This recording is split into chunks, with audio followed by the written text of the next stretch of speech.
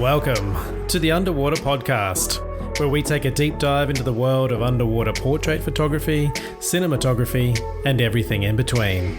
With me, your host, Brett Stanley.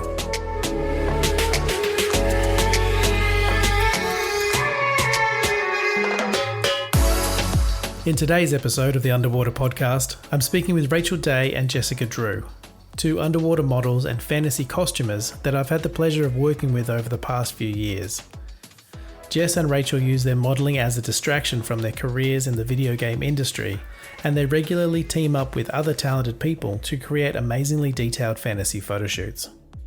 We talk about their entry into underwater modelling, how important safety and communication is, and the best fabrics to use if you want to get that all-important underwater flow. Let's jump in.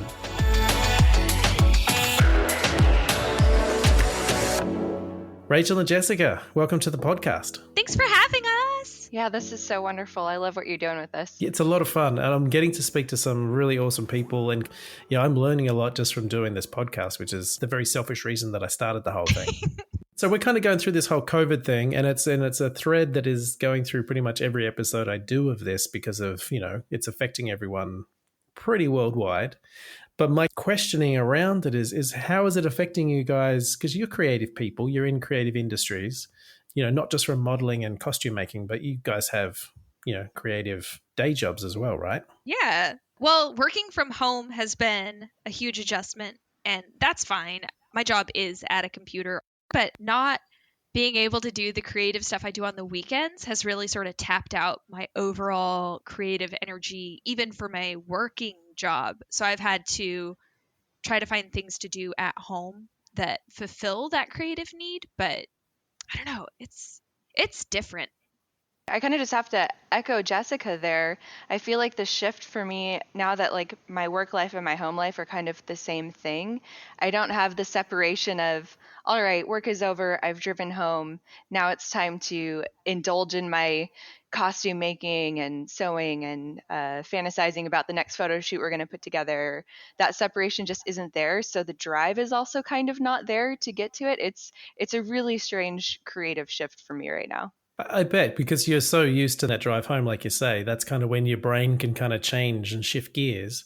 But if you're basically going out of your office and into the living room, there's no real transition. Right, that's it. We've got a couple of steps between home life and work life here now, which is really weird. So speaking of the underwater stuff, that's not kind of where you started with the creation of the costumes, and hesitant to call it cosplay because I don't think you guys are really cosplayers in the official kind of term. You more create your own characters. Is that right? Well, yeah, I mean, if you want to be very specific about the words that you use, what we do is just like fantasy costume making and not specifically cosplay because, yeah, these are original characters. That's what I get the most energy and excitement from, is thinking up who I'm going to be and, yeah, just creating something from scratch. That's so true. It's a lot of the like world building behind whatever photo shoot we're about to do next. That's kind of the excitement for me too, is what is this character? What is their motivation? What culture are they from? All of that kind of stuff is the really exciting part for me, rather than mimicking something that already exists. And Rachel, is that something that you're thinking of, like when a photo shoot opportunity comes up, is that something that you're collaboratively kind of thinking of with the photographer and the rest of the team, that you've kind of got an idea for what these characters are going to be? Yeah, for the most part, it's kind of an organic process a lot of the time, but most of the time when we're going to start a new photo shoot, it kind of is a collaboration of mood boards and theme and what sort of real world culture do we want to ping off of to get some sort of familiar look going. And then it's just a conversation between myself and Jessica, whatever photographer that we're involved with, anybody that's working on building sets or props or things like that. It's a really cool team involved process. Right. Everyone's in there and it's very collaborative. Yeah, we wouldn't want to kind of force an idea on somebody who wasn't super stoked for that idea. So it usually starts with like me and Rachel being like, okay, so dragons, right? And then we're like, okay, what photographer likes dragons and who's kind of into that? And makeup or whatever. And we just sort of put feelers out there with like a couple of our favorite people going, hey, does this inspire you? And we try to maintain and develop that like mutual inspiration and collaboration throughout the whole process. So I mean, it usually starts with like kind of a seed, and then as we talk to more people, as we bring more people in, it really grows into its own universe, its own story, and all of that. Right. And then do you guys go from there? So then Rachel will kind of start building her character based on those kind of parameters? Yeah, exactly. Once we've got a few borrowed pictures from the internet to kind of inspire us or whatever to build the concept around, I'll start looking through my fabric and going, oh, I think I have something that works like this. Here are a few different shapes that maybe work. Jessica, what do you think? And we're constantly sending each other work in progress pictures back and forth. Is this something you've been doing like for most of your lives? Did you do this when you were younger as well? Play dress up? Yeah. With such determination, with such kind of, like rather than just sort of going through the costume box and kind of slapping something together, have you always been this kind of, I don't know, organized about it? I think I've been organized about most things in my life always. Costuming wasn't something that I've always done. It's something that's always fascinated me. I find clothes really interesting and kind of the expression through fashion kind of thing really interesting. But it wasn't until, maybe 8 or 9 years ago now where I kind of got hooked into this whole process of costuming. The creation and that whole force behind it, and then the whole encapsulation of the motivation and everything.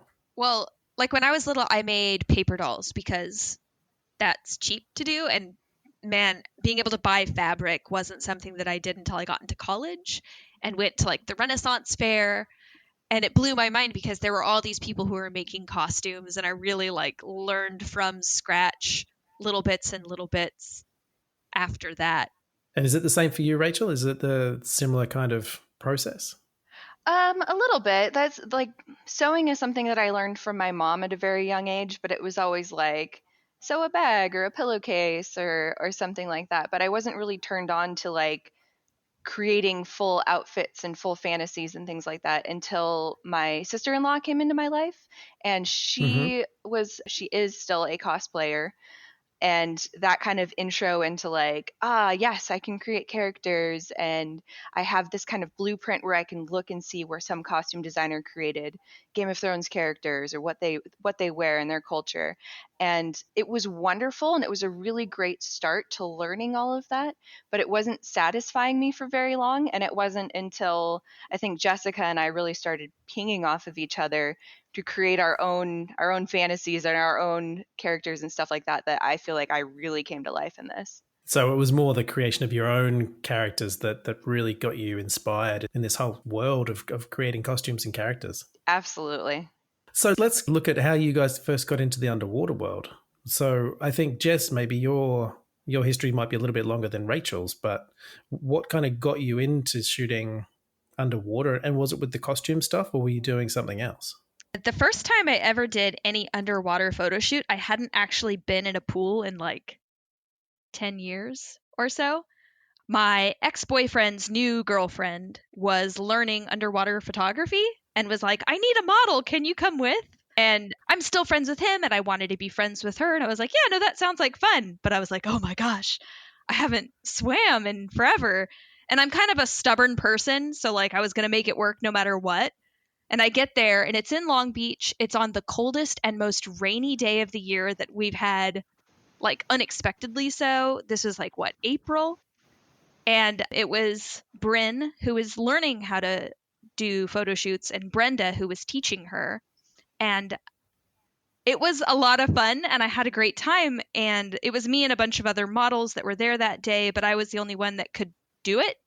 Turns out it's like really, really hard, and being stubborn helps a lot with that. And also because it was cold, so there was like a lot of ways that day could have failed or kind of like taken it out of even the most experienced sort of person. But I finished up that shoot with them. I had a lot of fun, and Brenda was like, let's hang out. Right. And that's Brenda Stumpf, the photographer. Yes. Yeah. Brenda Stumpf. This was back in 2010 though. This is a while ago. Oh, right. So that kind of ignited that joy of underwater Oh photography my for you? gosh.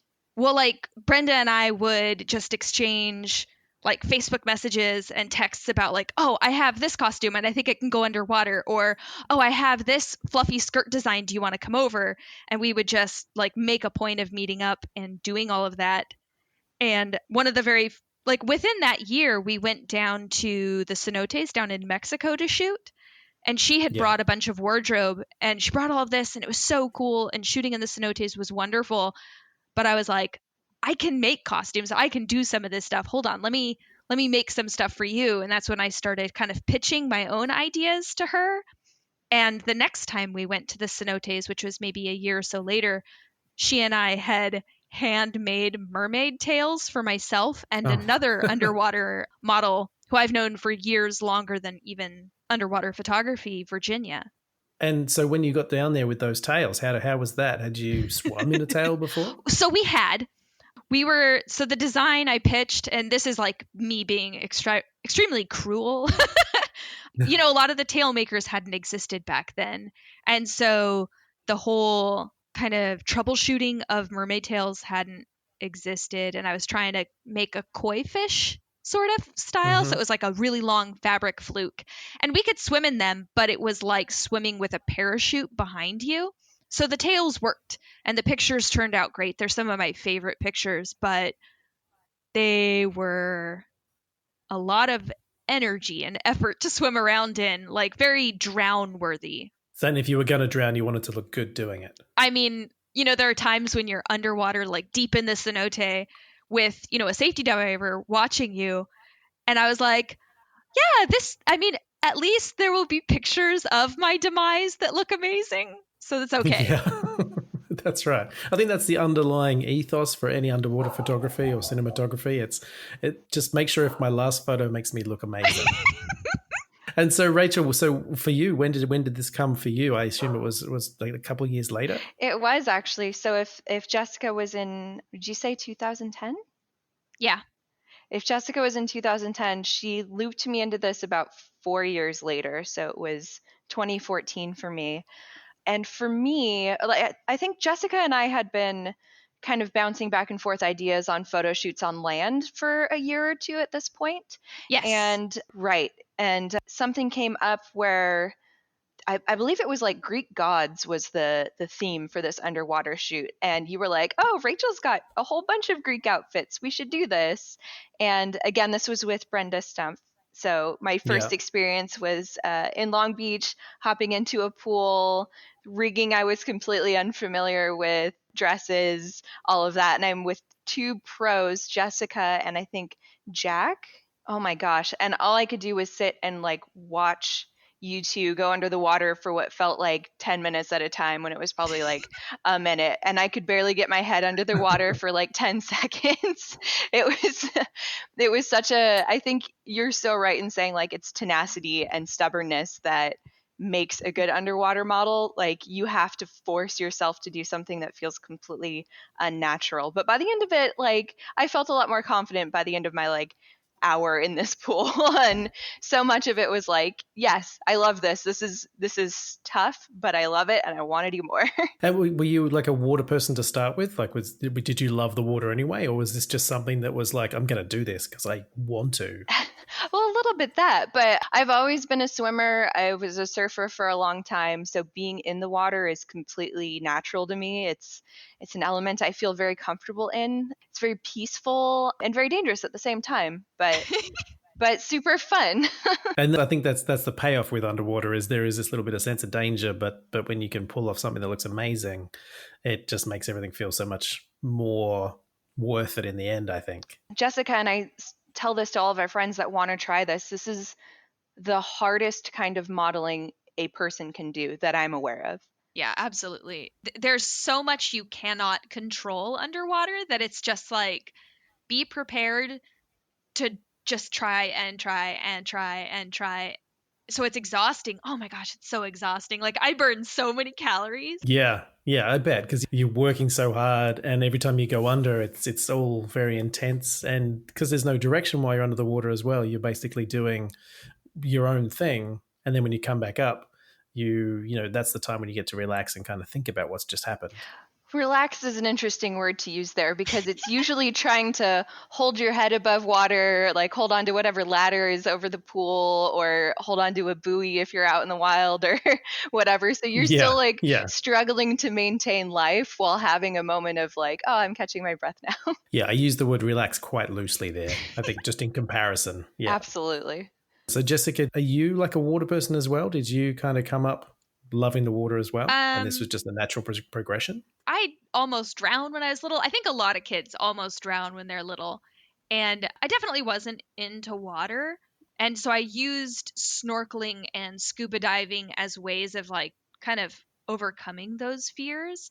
And so when I agreed to go in the pool and all of these other crazy things, this is after I had gone and learned how to like dive and scuba and all of that. So like I'd kind of overcome the fear mostly, but going and sinking down in a cenote like 30 feet underwater with like this huge gaping cave behind you, it triggered every single one of those like there's gonna be a creepy tentacled monster coming out of this. So like it was definitely like a re-up on overcoming fear, overcoming things that scare you, because you're so much more focused on what you can do with overcoming that fear and how amazing water and clear water and all of that is. It's worth it.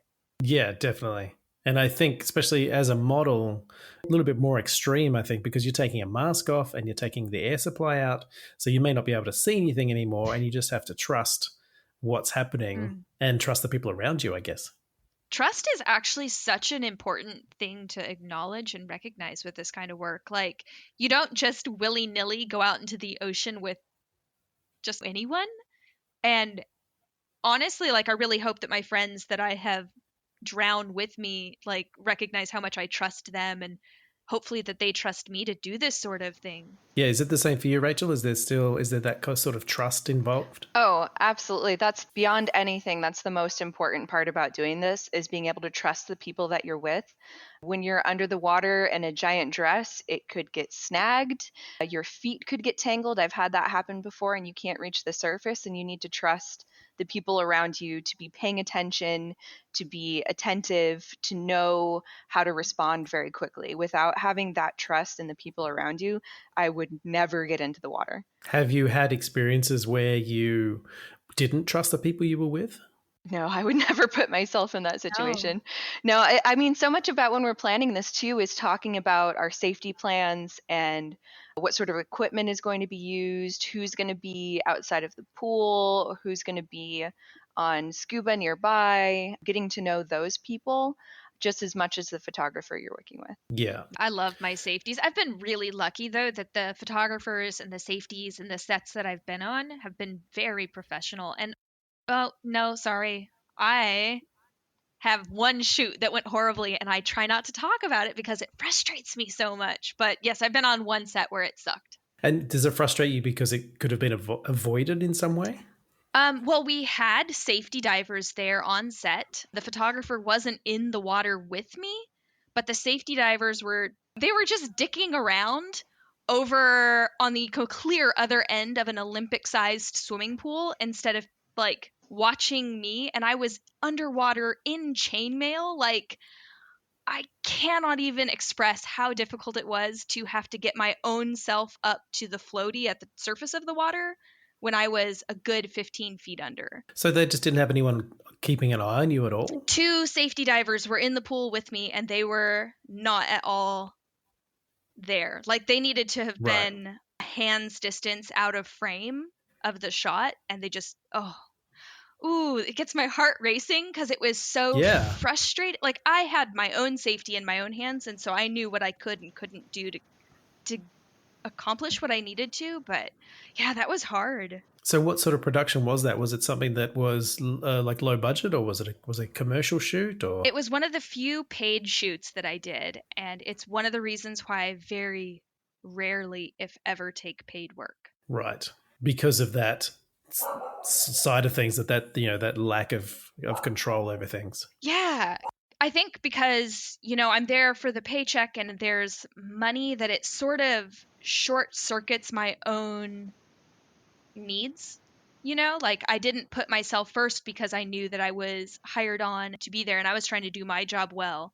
But there were people that weren't doing their job and I didn't want to be like overly dramatic or any sort of thing like that. But, and I could get to the surface really safely, but dang, that the safety divers tried to credit me and like the work they had done with me after that. And I asked them in not so many words that they needed to take that down. Right, because they'd really not done anything to help you at all. Nope. Yeah. See, that's not great. And I think a thread of all these podcasts and all these episodes is just reiterating how much safety is an essential part of these kind of shoots and these productions. Because if you don't have safety, then, things can happen. People can die. Right. There has to be a plan and a backup plan every time. Yeah. I don't think I would have died on that set. It was a pool, but got me so steamed. Yeah. And so my kind of process with that as a photographer is that most of my mental energy before a shoot is going into kind of playing every scenario. So I build sets underwater, which you guys know because you've come and shot with me in them. But every time I shoot with one of those sets, I'm thinking about all the things that can go wrong and how I would fix it. If you've got a TV in the bottom of the pool, can someone's dress get caught on the aerial? Can someone get caught on the edge of a chair? And if so, how can you go and fix that problem? How can you make sure that this set is safe? That's exactly correct. I remember when we were building the seance set, with the crystal ball and all of that, we had a lot of things, some horns and things that were coming up. And it's really comforting to hear now that you were considering all that stuff too, because in my own head, I'm like, okay, the dress I'm wearing, how can I rip it properly in case it gets stuck on this horn? What part of the set will come apart easily if I end up getting stuck here or there or the other thing? So I had my own set of like 3 or 4 different plans for if this worst case scenario happened, how I would react. And I think there's something comforting about playing those scenarios in your head before you go in, just in case. I already know. I don't have to think about it. I've already thought about it. Yeah, I think having an exit plan for yourself and looking after your own safety, is pretty paramount. Is it the same for you, Jessica? Are you kind of running all the scenarios before you do a shoot to see what could go wrong? Yeah. Well, like when I first started, I didn't know what could or couldn't go wrong, but I had the most amazing safety that I was working with pretty consistently for the first couple of years. So he was telling me, okay, you need to pay attention to this, this, this. We're going to go down on scuba. This is what I'm looking for. And that sort of trained me up on a number of things. And I also got to experience what it was like to have something get caught on a rock underwater and all of that. So I don't know, like I was really lucky with the training that I got firsthand so that I had like all the reactions kind of like programmed like ahead of time, so I can, like what Rachel says, like you know what to do when you get into a pickle so that you're not going to hurt yourself or hurt others. Oh my gosh, because Rachel and I have done plenty of stuff together, and that's also like another added level of complication and safety concern. Yeah, when we're doing tandem shoots, there's always the conversation beforehand like, hey, if I'm tapping your back, it means I'm ready to go up or whatever. All of that communication is super important. Yeah, absolutely. And I think that's, having pre-planned with those sorts of things, especially if you're like one or more people in a group. Are you guys kind of making a plan beforehand, like you say, with taps and gestures and stuff? Have you got kind of a system of communication while you're under the water? Well, like oftentimes we're so close we can kind of see not fully like somebody's expression, but like we can kind of sense what they're doing. Like oftentimes we're posing while holding each other, and that's definitely a situation where if I feel any sort of like tug or something that they need to go, like it's a full release and up also, or help and assist them if they need to, because depending. Yeah, I think one of the one of the questions we get a lot when people see our photos for the first time or kind of experiencing what an underwater photo shoot is like, they kind of get this notion in their head that we're down there on scuba tanks or on air and like we're down under the water for a very long time, which just isn't the case. We're only down for like 30 seconds to a minute maximum when we're doing these shoots, and constantly coming back up to the surface to have conversations. And a lot of those conversations are around, okay, I'm going to sink lower than you this time. I'm going to be looking up and to the left. You make sure to look down and to the right, and having these like posing conversations. So that time spent above the water is just as important. Yeah, that's your time to get the direction of the chute and kind of keep the communication going that you can't do while you're under there. Especially for that dual posing, yeah. It's impossible to kind of change direction while underwater. You kind of have to go down with a plan. Have you been in situations where you've worked with someone that you don't know very well in terms of the other model? We've worked with new people all the time, but luckily they tend to be people that we've had a conversation prior to that day, right? Yeah, for the most part, I think for me, the first time that I worked with Jake underwater, I had only met him just that day. Oh, But nice. I know, but we talked for a good half hour to an hour before we even got into the water. Again, doing this planning and this like kind of getting a sense of how much of this have you done before? How comfortable are you in the water? Just by talking to somebody, you can kind of tell if they're nervous about doing this or if they're feeling confident. And that kind of like informs my behavior on how I'm going to be with that person under the water. So I think that was the first time I had done a modeling session with somebody I didn't know super well, but we had the conversation leading up to being actually in the water, and it made it so easy. It was almost like the subtle communication that Jessica and I have now, I had with him almost immediately, just because we had the conversation to start with. Right. You already had a connection emotionally just from having that conversation. Even if it was only a half hour, it made all the difference. Did you go through your kind of communication system, like with the touches and the taps, and kind of go through, if this happens, then we'll do this sort of situation? Yeah, exactly. This was one of the dresses I was really concerned about because it went pretty far past my feet and was kind of heavy material. So I just let him know, hey, I'm concerned that my feet are going to get wrapped up in this with both of us kind of being turbulent in the water. So there's a possibility that I won't be able to lift myself up out of the water. I may need your help. I'll signal to you that I need that help by grabbing onto your hand and squeezing onto your hand. Yeah, just telling him what my current worries are and then how I would signal that just made all the difference. And is that the same for you, Jess, as well? Have you kind of gone through those situations with a partner that you might not have known very well? I usually am bringing friends into the water with me, but I'm usually also the one that's training them up. So I have a lot of conversations on like the day one with any new person, but it always is hand in hand with training them to go underwater. And oftentimes the best way to help somebody go underwater for the first time is to go under with them, just kind of like holding the pool side by side. I feel like the conversations I have are definitely different because I'm helping people out in a very different way than just limited to like safety in the water and how to handle some of that communication. Like, I think I just approach it differently than Rachel, but I love hearing about how she communicates. And everyone has a different way of doing what they need to do, I think. As a photographer, I'm constantly having to evolve because every model or every client that I work with has a different way of understanding and a different way of kind of learning what needs to happen. So I think if you can kind of change or evolve depending on the people you're working with, I think that makes things a lot easier.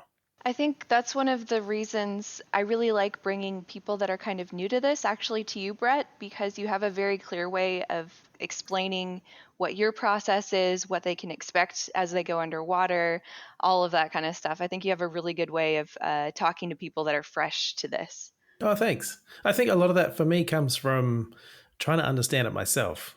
Like it's such a foreign concept that until you actually go under the water and try to pose, you really have no idea what it's going to be like. None at all. Oh my gosh. Like, I went to an audition for a mini short film, right?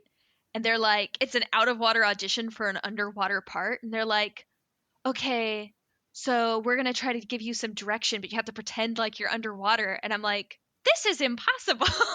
Like, Yeah. I'm going to move really slowly. And I looked ridiculous. And they kept on being like, more ethereal, more ethereal. So for the longest time, that used to be like my go-to thing between me and my husband where like we'd be doing something, he'd be like, more ethereal, more ethereal. Right. But it's so impossible to try to share the experience out of water at all. Yeah, you have to get in the water and try it yourself. It's a completely different world. You can describe it as much as you'd like, but until you're in there experiencing it, you don't completely understand. No. And I think people who grew up sort of swimming or are good in the water think that they have a certain understanding of it, of what it's going to be like to be modeling underwater, but it is totally different. So if different.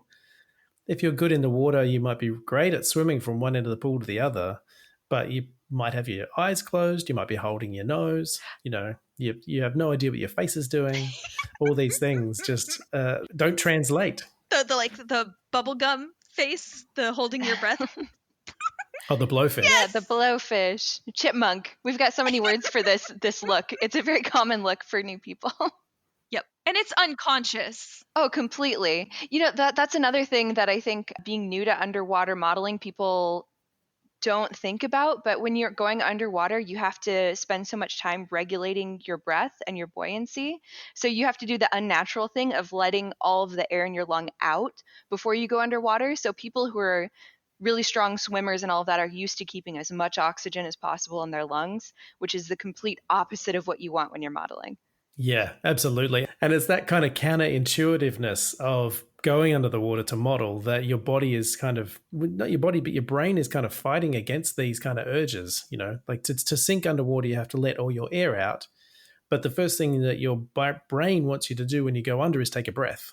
So teaching people and training them to not take that breath is really hard. It's like rejecting your natural tendencies completely. Oh man, and the body has so many natural tendencies to do underwater, like raising your arms above your head, bending your knees, wanting to keep your lungs full. There's like so many things that just like if you sink underwater, it's like a checklist of habits. Have either of you guys done any free dive training? Have you sort of done any kind of education around this to make yourselves hold your breath for longer? Yep. I have not. That's interesting. So Jess, you have done some free dive training. Mm-hmm. What did that involve? Oh man, it's everything from in-water rescue. So I know what to do if somebody is struggling in the water or passes out, worst case scenario, right? Passes out in the water, to knowing what the biological response to not breathing, what to watch for, where it's like, this is your body doing, this is the carbon dioxide buildup in your body, and your whole system is going to respond in this way. Further than this becomes oxygen deprivation, and it's a whole other thing. Like the safety in regards to working underwater, it was really important to me. And so the freediving training that I went to was half safety focused and then half skill honing. And I really loved all the safety stuff because like I'm not diving deep at all for any of this photography stuff, but I have a really good understanding of like what is safe for my body to do, and also how to help other people should they become in distress. And I value that training so much. But also that training taught me, don't hyperventilate. Here's the reasons why. Like I learned a lot, and having that grounded scientific knowledge has really helped me, because a lot of people want to offer advice. And so much of the advice that people who mean well but have never done this offer is actually incredibly dangerous. So I'm so happy to have had the good training that I can always share my knowledge with others that are around me, because I want them to be safe as well. Yeah. And if you can make them safe in the way that you're safe, then it means that you understand what happens in that situation. 100%. I mean, I wish that I was a better free diver. The moment you get me out on the open ocean with the waves, this is so gross to talk about, but like I immediately started vomiting on one of our deep dive days. It was terrible. I had taken Dramamine, but just swimming out from shore and being in the waves of the ocean, I just couldn't. So just a pure seasickness. 100. I am the most seasick person you will ever meet.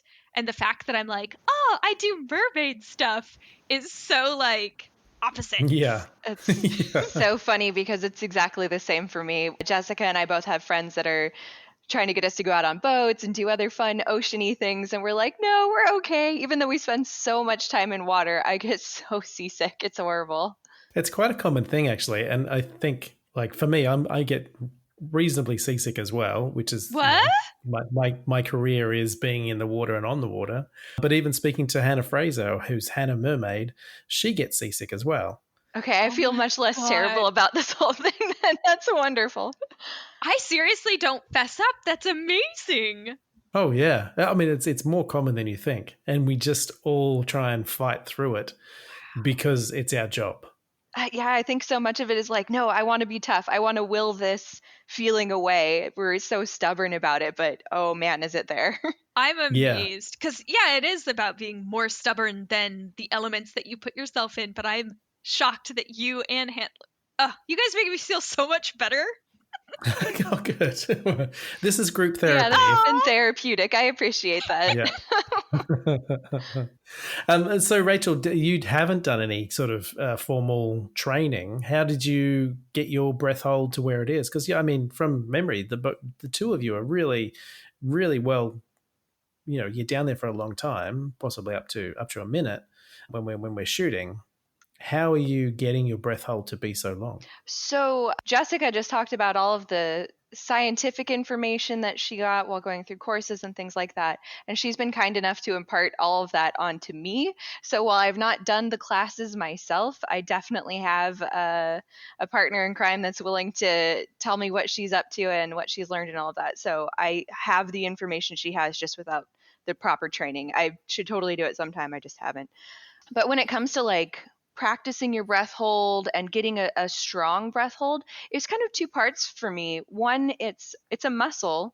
You're training your lungs to behave in a certain way and all of that. And then the other one is that it's kind of a mental exercise.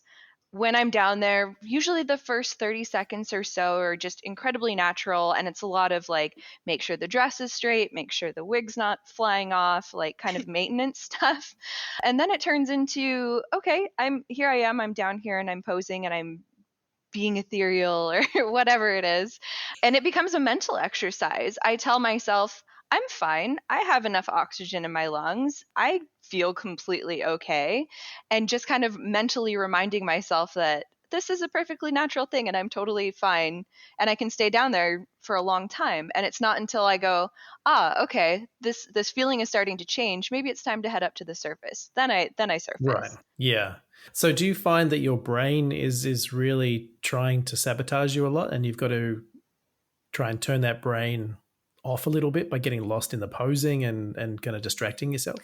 Early on, the distractions and the thinking about being under and telling myself I'm fine, that happened a lot more early on. Nowadays, it's a little more natural. It's kind of muscle memory. You just know what your body can handle and what it can't handle and when to go up and when to stay down and all of that. It's much more of a learned behavior than it is something that I'm constantly telling myself with a mantra at this point.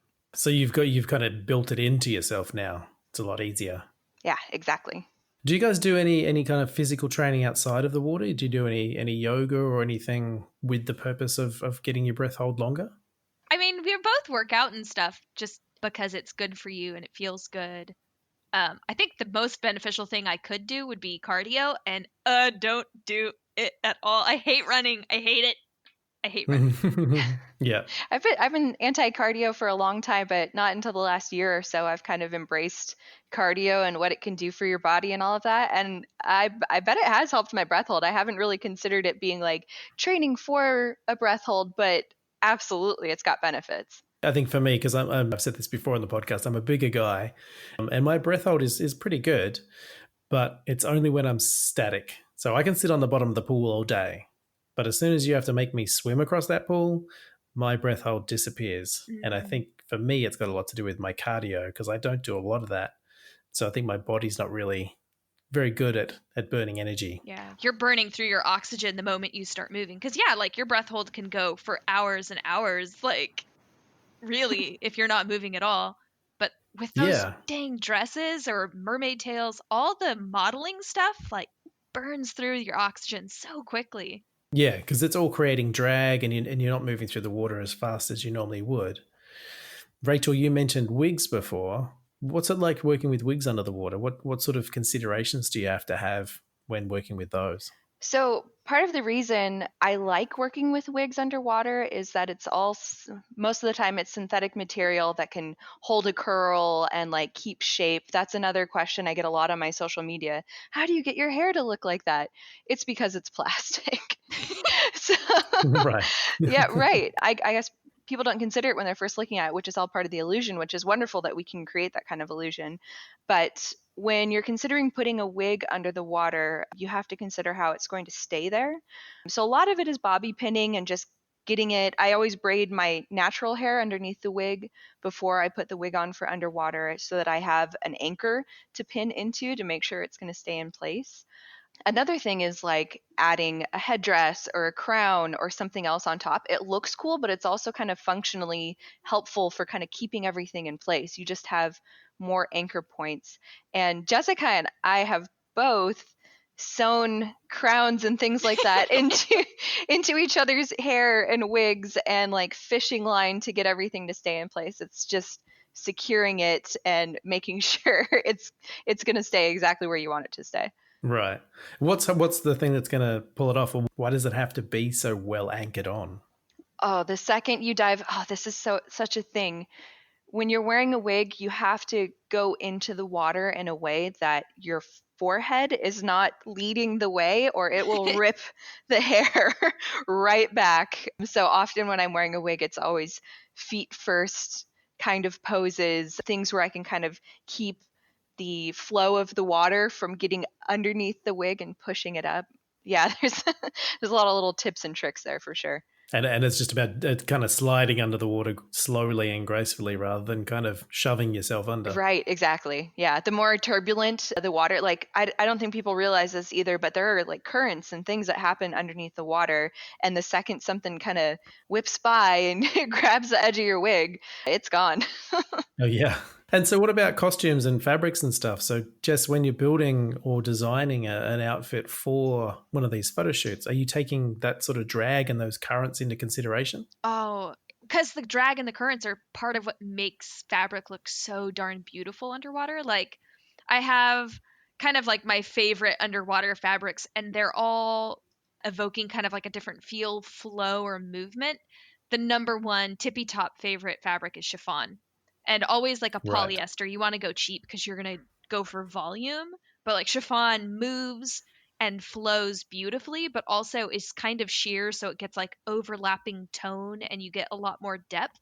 But then there's also like a charmeuse looks really beautiful. Some like silk dupiones look really beautiful, but tulle has kind of like this effervescent, sheer cloud, like luminous quality underwater. Like the fabrics you use for underwater are 100% different than what you would use out of water, and how you use them. Like you're using tons of yardage underwater because you want flow and volume and puff.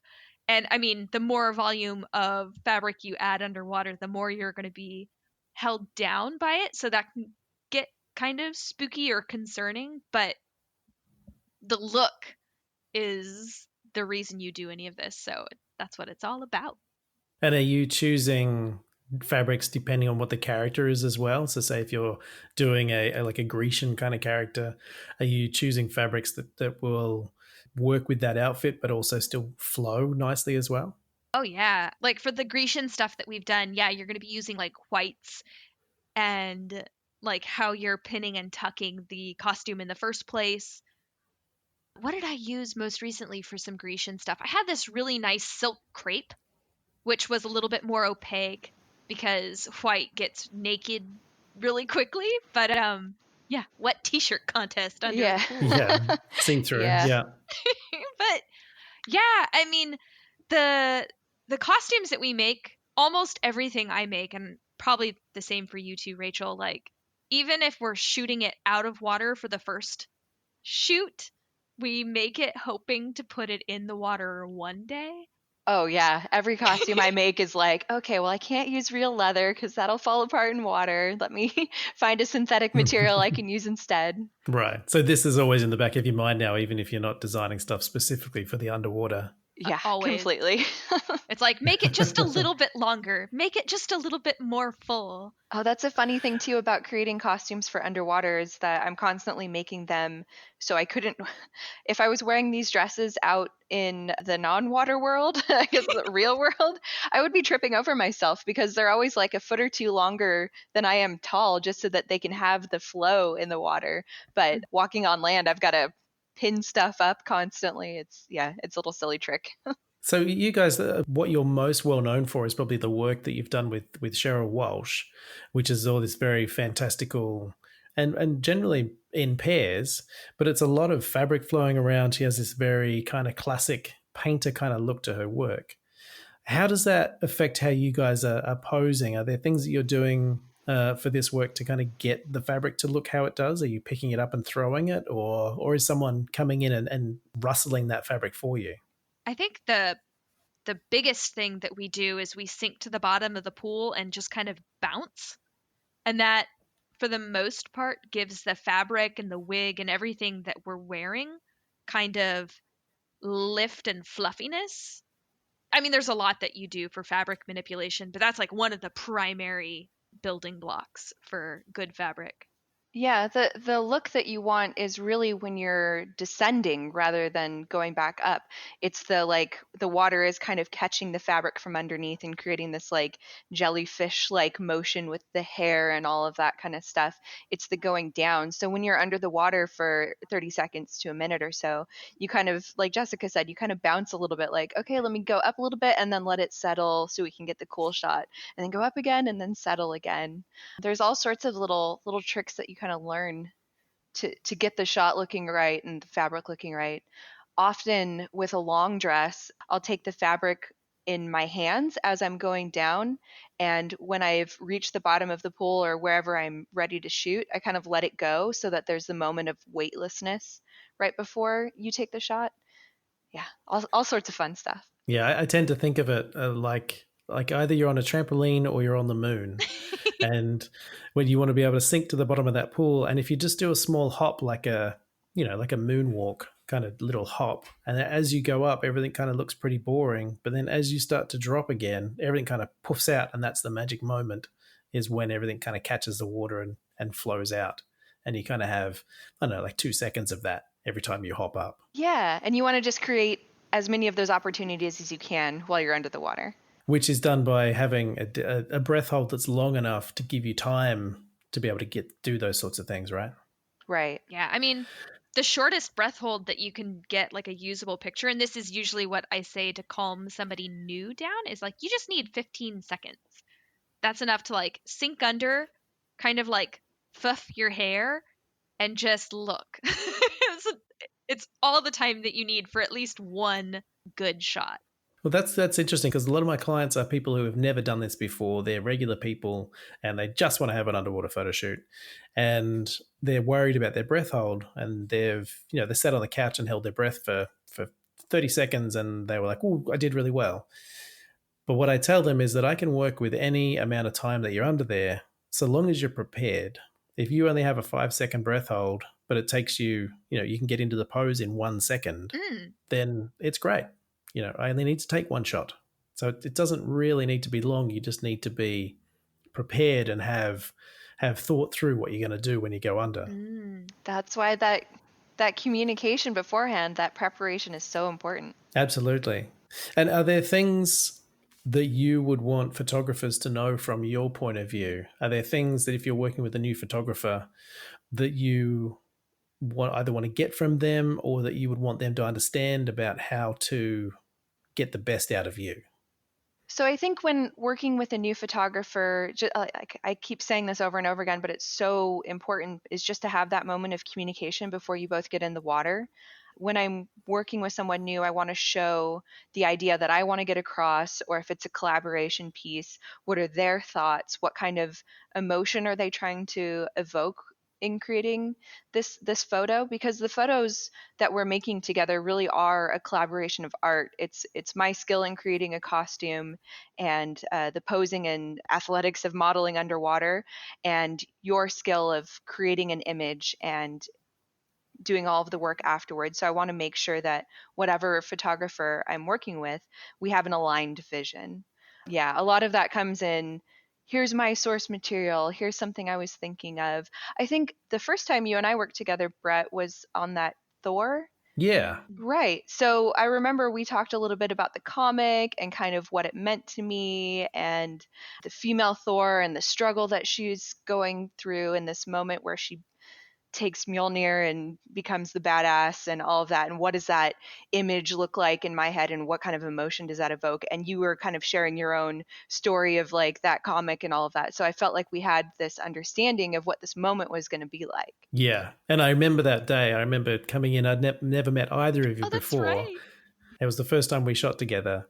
And I think it was one of those things where you've got to like feel each other out. Because, from my side, I'm not sure, how experienced are you guys? Like, do you say that you're good, but maybe you're not that good?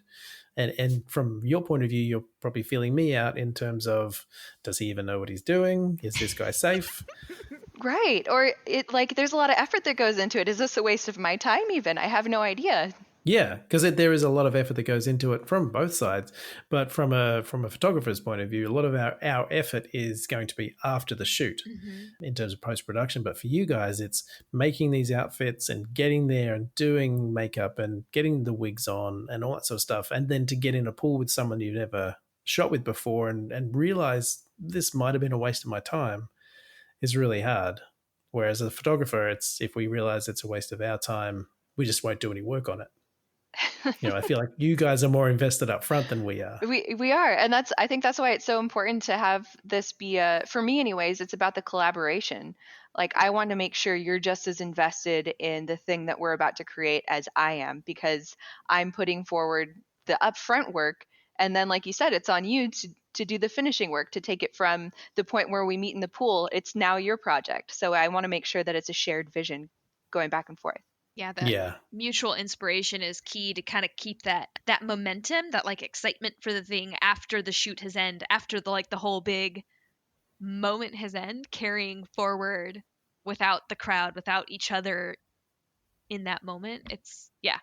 So speaking of inspiration, where do you guys get your inspiration from for these kind of shoots and these outfits? Are there other photographers that you're looking at and seeing their stuff and thinking, I want to do something similar? I know a lot of it comes from, from popular culture like comics and films and that sort of stuff. Are there things that really drive you to create the things that you create? Myths and fairy tales and stories. Like, I don't know, I've always been kind of like a fairy tale kind of girl. So like pulling from really interesting like stories of different cultures and gods and goddesses and fae, all of that, like that super inspires me. And also like D&D characters and whatnot. I'll be like, oh, I've been pretending to be this character for 3 years and now I'm going to make the costume. Right. Yeah. Yeah, it's a lot of that, a lot of the myth and the fantasy and the warriors and the warrior women and all of that kind of stuff that get my brain going. But I think there's an artist too that Jessica and I kind of share as a visual inspiration, which is Alphonse Mucha, who's Art Nouveau artist, the turn of the last century. Yeah, his work is incredible. It's flowy, pastel, flowers interwoven, and all of that kind of stuff. I think has inspired a lot of our work. Yeah, that's great. And are there things coming up that you're working towards while we're all in lockdown? Have you got projects that are coming up that you kind of, starting to work on now? Sort of. Like right before the lockdown happened, we were just about to, like, dead serious, the night before we were about to drive up into the mountains to do a thing. But it was one of those Miss G designs. So Kaylee had made some headdresses, and then we were pulling from our closets and making a couple things fresh to go along with them. It was kind of one of those. It's a little bit harder to capture that kind of like fire now that we don't even know when we can go outside or meet up for anything. So like a lot of our stuff is based on seasons, like flowers right now or snow in the winter. And then when summertime comes, it's beach and underwater. We don't even know if we're going to get summertime in the pool this year. So it's a lot harder to like make costumes without a goal. Yeah, the drive is not there right now. I'm in the midst of creating a 18th century ball gown that I was intended to wear at the Palace of Versailles next month, but that's not going to happen now. So I've got a year to make this thing the most epic dress I've ever made. But also, wow. like, yeah, it's so sad, but like also, I don't know, kind of incredible too that I've got all of this extra time. But I'm making it knowing full well that after I've worn it at one or two out of water experiences, that thing is going straight into the pool. It's going for a swim. Oh, yeah. That's great. Hey, thanks guys. It's been really awesome just to have a chat with you and kind of go through your experiences and kind of get some knowledge just from the model and costumer kind of point of view. It's really nice to sort of get your voices into the mix of this conversation that I'm kind of having every week at the moment. So thanks very much for being available. It's super our pleasure, or my pleasure for sure. Yeah. Mine as well. Absolutely. This is so fun. Thank you so much for having us. Jessica Drew, Rachel Day, thank you so much for being on the Underwater Podcast, and hopefully we'll speak to you soon.